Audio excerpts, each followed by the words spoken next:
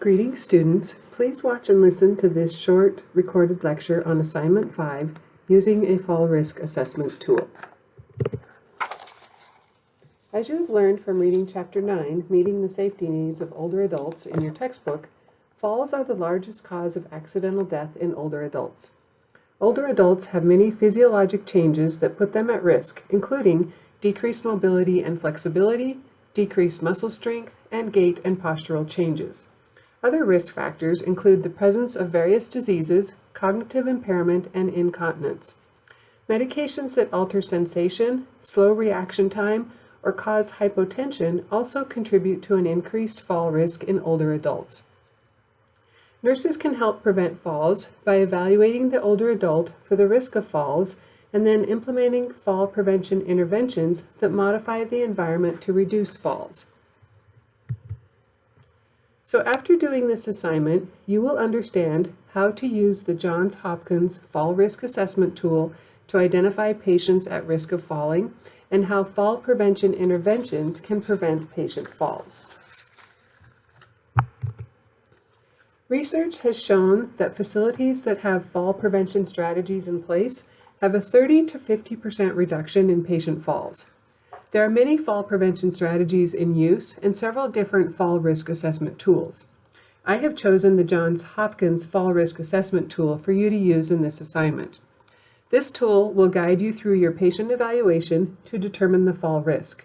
Once the patient risk is identified, fall risk interventions listed on the next slide are to be implemented. So let's go through this tool as shown on this slide. Starting at the top of the tool, if the patient has any of the following conditions listed below, check the box and apply fall risk interventions as indicated. So patients would be automatically a high fall risk, and you would implement high fall risk interventions if they have a history of more than one fall within 6 months before admission, if the patient has experienced a fall during this hospitalization, or if the patient is deemed high fall risk per protocol, such as seizure precautions. Patients are low fall risk automatically if they have complete paralysis or completely immobilized. If your patient meets any of those criteria, then you don't continue with the fall risk score calculation. But let's say your patient doesn't meet any of those criteria. You're going to evaluate the next several criteria. You're going to evaluate the patient's age, their fall history, their elimination, bowel and bladder habits, what medications they're on, what patient care equipment they use. You'll assess their mobility, and you'll assess their cognition.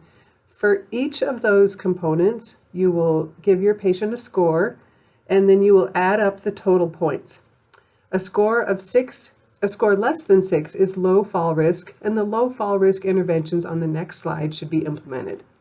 A score of 6 to 13 is moderate fall risk, and the moderate fall risk interventions on the next slide should be implemented. A score greater than 13 identifies the patient as a high fall risk. The high fall risk interventions on the next slide should be implemented.